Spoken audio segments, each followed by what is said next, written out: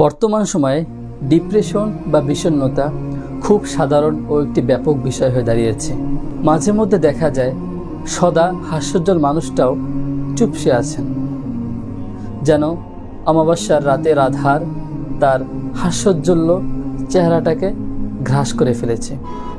আর এই ডিপ্রেশন বা বিষণ্ণতা এত খারাপ যা মানুষকে কুরে কুরে খেয়ে ফেলে। সুতরাং এই ডিপ্রেশন থেকে বাঁচার 4টি উপায় রয়েছে, গুরুত্বপূর্ণ 4টি উপায়। 1 নম্বর হলো, যখন আমরা ডিপ্রেশনে ভুগি বা বিষণ্ণতা আমাদেরকে ঘিরে ফেলে, তখন আমাদেরকে 2 রাকাত নামাজ আদায় করতে হবে। হাদিসে এসছে, কানা ইদা হাজাবাহু আমরুন ফাসাল্লা।